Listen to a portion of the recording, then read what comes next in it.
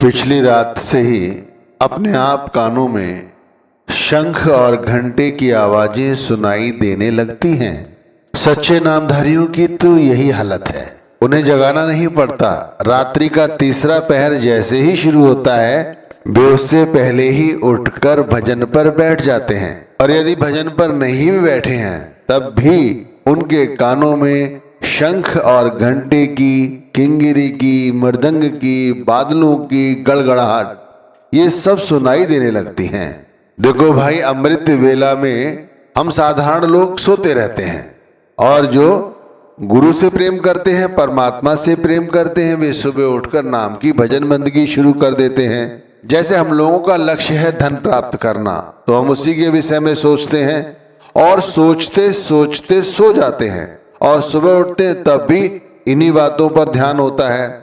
लेकिन जो सच्चा नामधारी है, जो सच्चा गुरु भक्त है, वो तो सोते समय भी यही धुन सुनते सुनते सोता है, और रात्रि के तीसरे पहर जागकर फिर इन्हीं शब्द धुनों को सुनता है।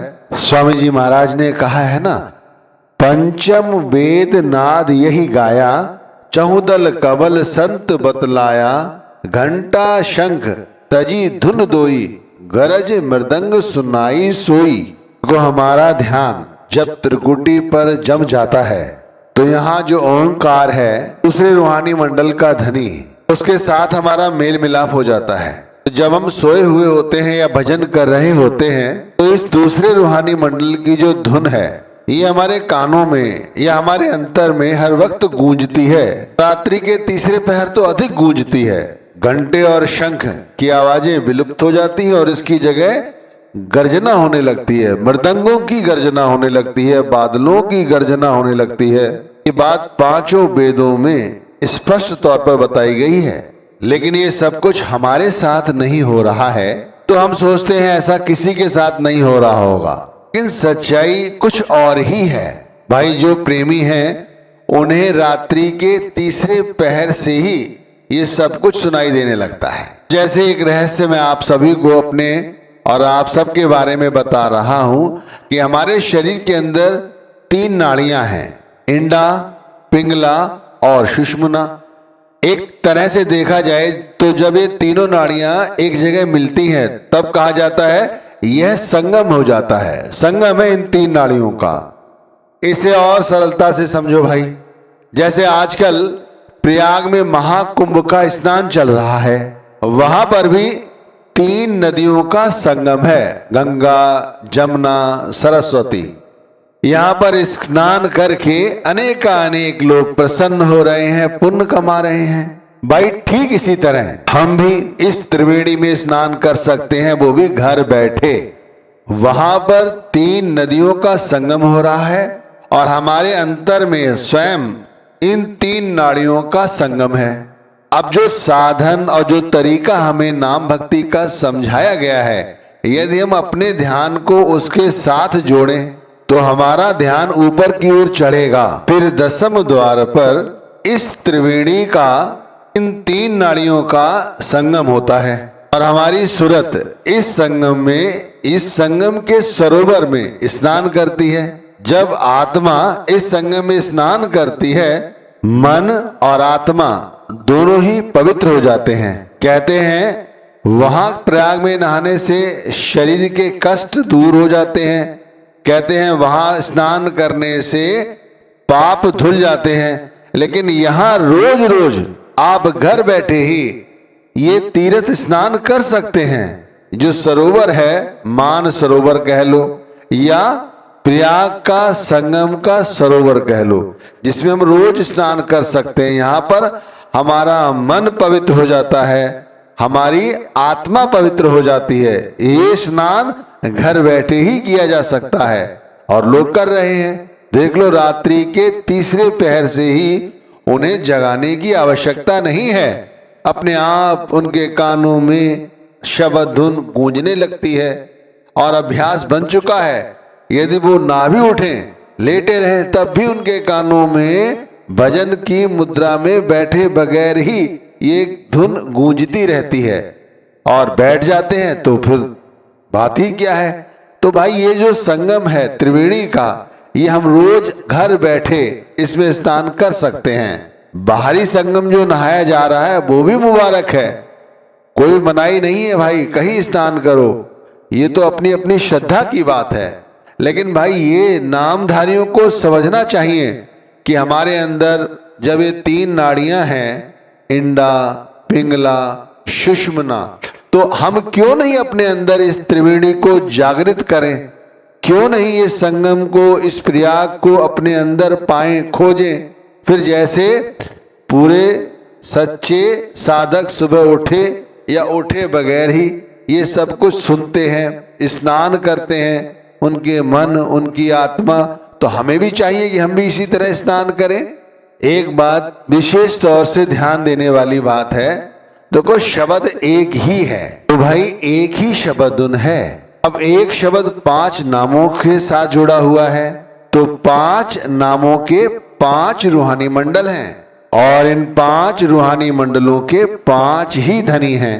अब यदि हम चाहते हैं कि हम इसमें तरक्की करें, तो इसके लिए हमें इन 5 नामों के जो 5 धनी हैं, इनके साथ मेल जोल बढ़ाना होगा। भाई थोड़ी सी मेहनत करो अभी, और इस अंतर की जो त्रिवेणी है या संगम है, इसमें स्नान करो। मानसरोवर में जब हमारी आत्मा स्नान कर लेती है, तो वो शून्य शिखर पर चढ़कर किंगरी और सारंगी इस तरह की शब्द धुनों को सुनती है।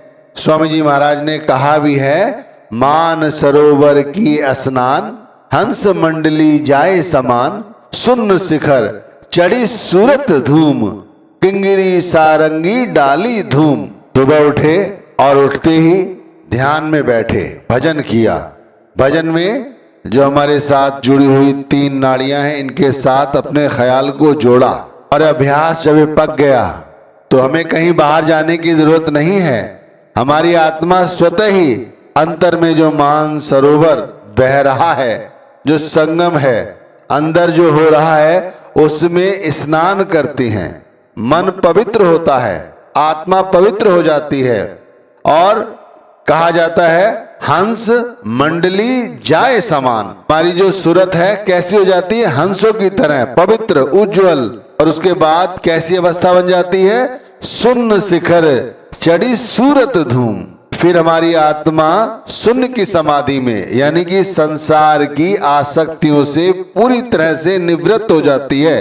अभी हमारे मन से चाहे हम कुछ भी स्नान कर लें, चाहे कितने भी भजन कीर्तन कर लें, लेकिन अभी भी थोड़ी देर बाद जैसे ही भजन बंदगी से ध्यान हटेगा, फिर से संसार की आसक्तियों में हम लिवड़ जाते हैं। लेकिन यहाँ बिल्कुल उलट है। सुबह रात्रि के तीसरे पहर अपने घट भीतर त्रिवेणी में जो व्यक्ति स्नान कर रहा है, जिसकी आत्मा उस पवित्र सरोवर में स्नान कर रही है, कहते हैं वो हंसों की गति पाती है और फिर ऊपर की ओर चढ़ती है। शून्य शिखर चढ़ी सूरत धूम, इस तरह से ऊपर की ओर चढ़ती है और चढ़कर किंगरी सारंगी इनकी धुनें सुनती है। अब आप समझे, ये है गुरु भक्ति, ये है नाम भक्ति। मैं कहता हूं एक बार करके देखो तो सही। 45 दिन का, 40 दिन का चालीसा बोलते हैं ना, एक व्रत लो, सुबह उठो, रात्रि के तीसरे पहर उठो। इतने समय से रात्रि को 12-1 बजे सोते हो, 11 बजे सोते हो, थोड़ा जल्दी सोने का प्रयत्न करो। सुबह उठो, अमृत वेला में उठो और नाम की भजन बंदगी में जुड़ो। जैसे जैसे भजन बंदगी करोगे, वैसे वैसे ये जो हमारी 3 नाड़ियां हैं, ये जागृत हो जाएंगी। जब इनके साथ हमारी लिब जुड़ती है, तब अंदर के नजारे दिखाई देते हैं। फिर ये झनकारें अद्भुत हैं, इनका वर्णन नहीं किया जा सकता।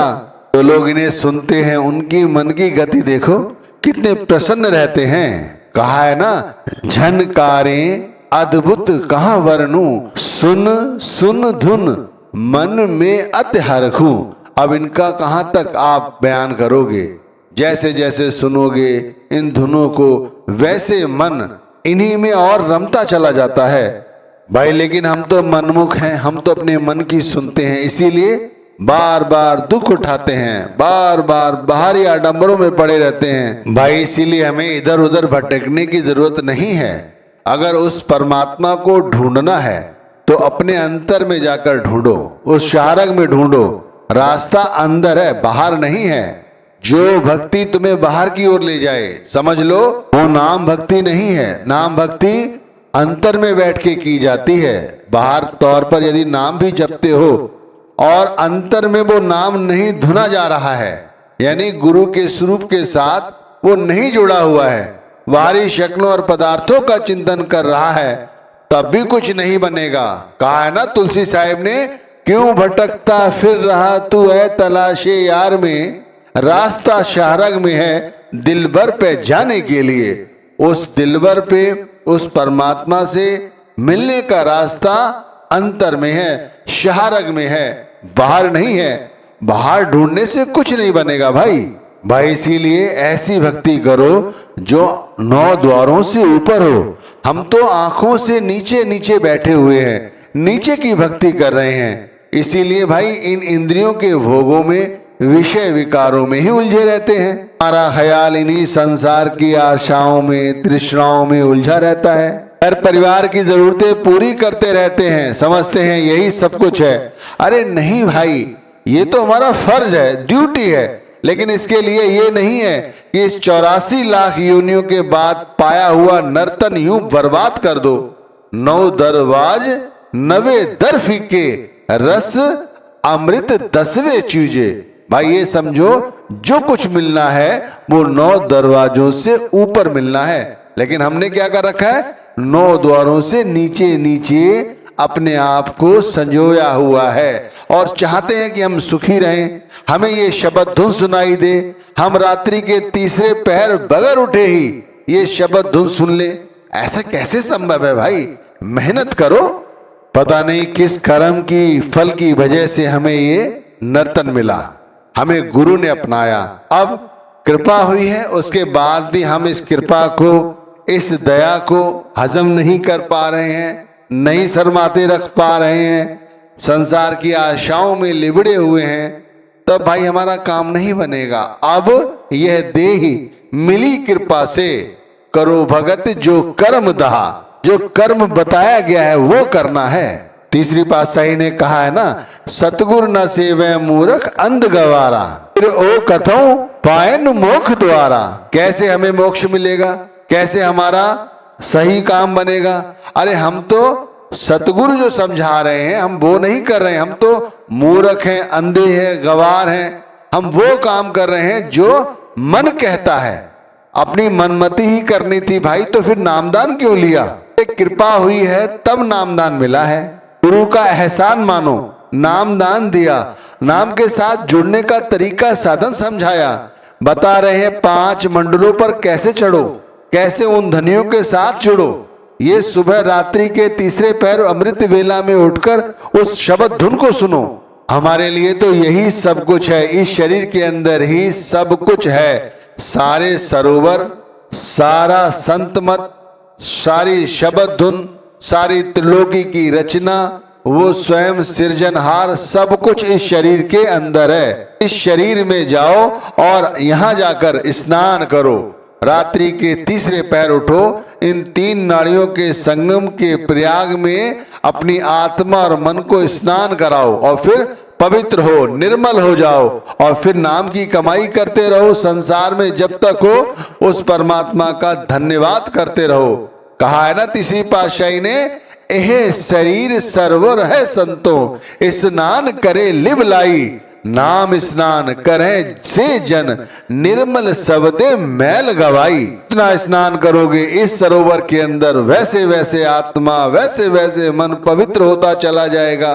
बाहरी सरोवरों में चाहे जितना स्नान कर लो, यदि तुमने वहां से सोझी नहीं ली तो फिर वैसे के वैसे ही रहोगे।